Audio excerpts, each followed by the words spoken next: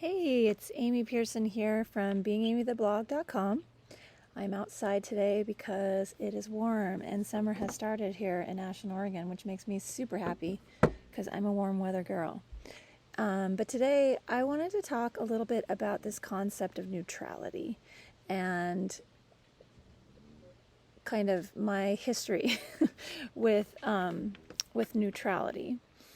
So I used to think that my job here on this planet was to acquire knowledge and to form opinions and viewpoints and have lots and lots of data to back that up so that in conversations I could advocate for my point of view and help other people to see things more in line with how I saw things.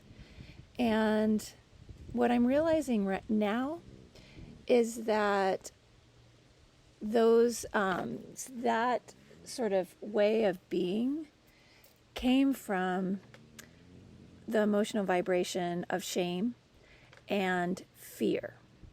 And so if you've been following me, you know that I'm really, really into the work of David Hawkins and the map of it's called the map of consciousness. And it talks about the lower frequency vibrations.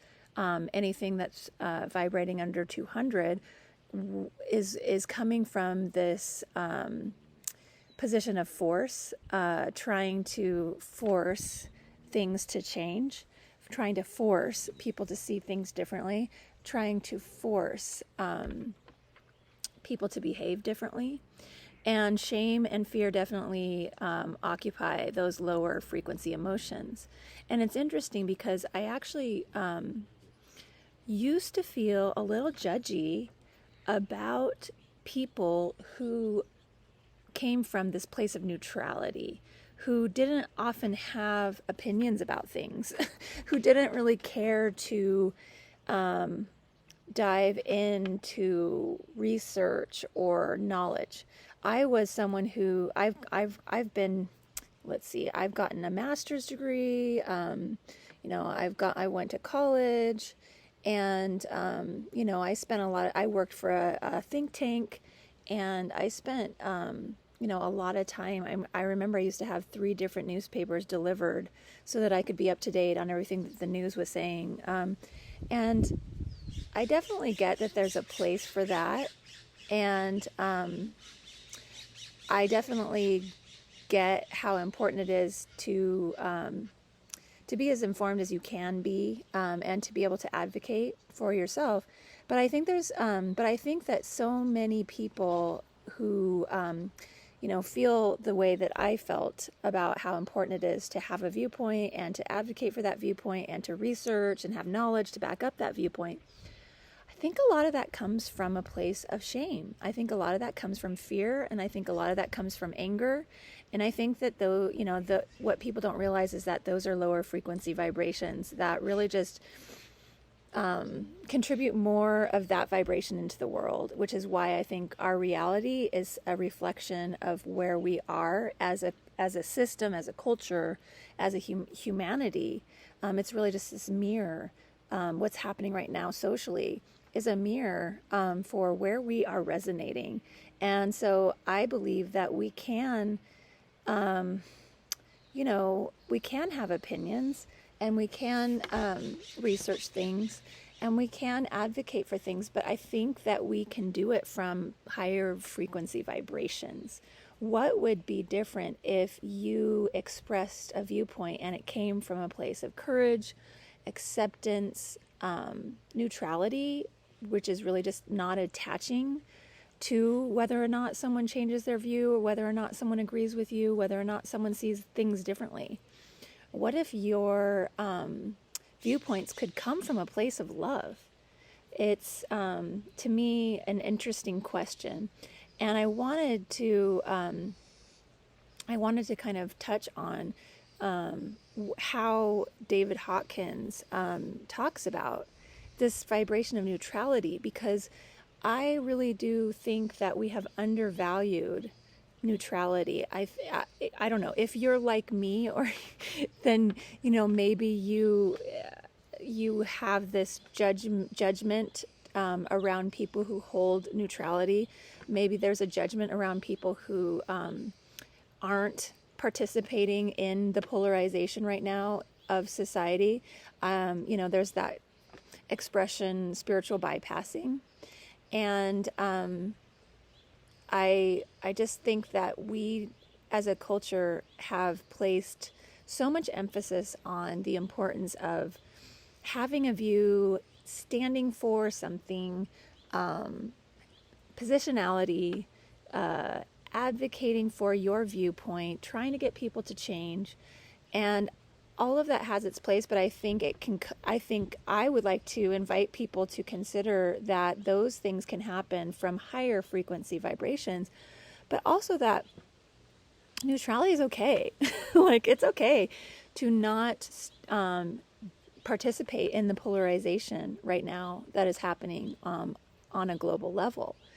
It is okay to be willing to consider lots of different angles. It is okay not to commit to one viewpoint over another. And I think for me, that's a really different way of seeing things. For the longest time, I didn't realize that it would be okay for me to hold neutrality. And really what I'm learning is that in the spiritual traditions, that is one of the things that I think is universal in spirituality, is this idea of being able to hold that space of neutrality.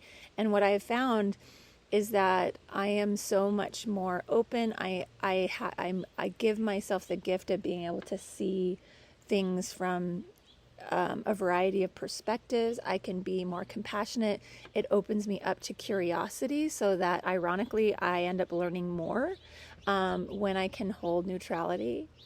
So I just wanted to kind of share some of the things that David Hawkins says about neutrality, because neutrality is on the scale of human consciousness, and its energy level is 250. So remember that anything over 200, which is courage, will put you in that vibration of power, where you're not creating resistance, you're not creating counterforce. And so neutrality is actually at the energy level of 250. One of the things, I'm just going to do some reading here to you, because this is mind-blowing stuff to me. So he says that taking positions creates polarization, and polarization in turn creates opposition and division. As in the martial arts, a rigid position becomes a point of vulnerability. That which does not bend is liable to break. Rising above barriers or oppositions that dissipate one's energies, the neutral condition allows for flexibility and non-judgmental, realistic appraisal of problems. To be neutral means to be relatively unattached to outcomes. Not getting one's way is no longer experienced as defeating, frightening, or frustrating. At the neutral level, a person can say, well, if I don't get this job, I'll get another. This is the beginning of inner confidence, sensing one's power. One, therefore, is not easily intimidated. One is not driven to prove anything.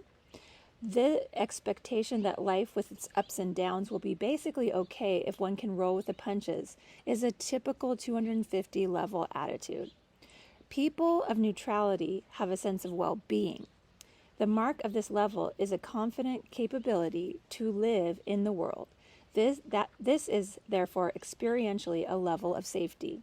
People at this level are easy to get along with and safe to be around and associate with, because they are not interested in conflict, competition, or guilt. They are comfortable and basically undisturbed emotionally. This attitude is non-judgmental and does not lead to any need to control other people's behaviors. Correspondingly, because neutral people value freedom, they are hard to control. So, I mean, that's fascinating to me. And I think there's so much polarization going on right now in the world. And I think that it's coming from these lower energies of fear and anger, shame, guilt. And so, of course, right, it's going to create division. It's going to create polarization. And the reality is that, love is the most powerful force when you want to create unity and make change and really influence other people to see things differently. So I know personally that the people who I used to judge for being so neutral about everything are really the people that I know that are the most peaceful in the world, and open. And so I'm just sharing this because my position on that has changed and shifted, and I'm really now starting to gain an appreciation for people who are willing to be neutral and not attach so strongly to one viewpoint over another. And I'm realizing now, all this time, like, they've been right in front of me, and I've been thinking somehow that, me being angry and me being wanting to prove things and having research and data to back myself up out of a fear, right, that I won't know enough, that all came from this real need to control, this need to feel safe in my opinions. And what I'm realizing now is that these people who are able to hold that neutrality are an example that I should aspire to, and to look up to and to respect. So I hope that maybe opens some things up for you, maybe brings you to some new perspective, maybe takes a little pressure off because nowadays, right, it's really difficult to even know what's true and what's not true. And, the more that I find that I try, the more anxious I get. I have this book right here that I went and found from my bookshelf. It's called How to Lie with Statistics. There's a lot of people out there quoting science and how important the science is. And sometimes I wonder if anyone's actually read a scientific study, or if they're just kind of spouting other people's articles and news. And I think I'm gonna read this because even the studies themselves, right, we know that those can be funded by people who hold very polarized views, and it's really important for us. But I'm gonna read this with the intention to come from a place of neutrality and openness and curiosity and courage. And so, yeah, nowadays, I think what I have learned from all the polarization is that it's really, really difficult anyway to know what is true and what's not true.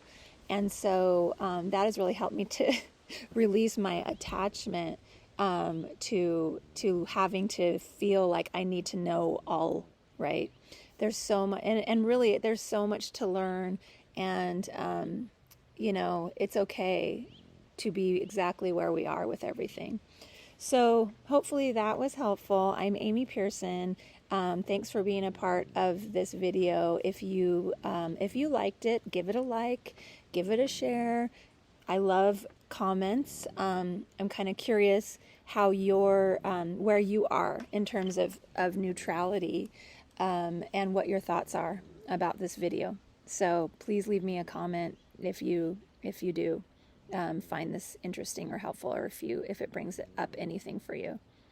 Take care. This is Amy from beingamytheblog.com.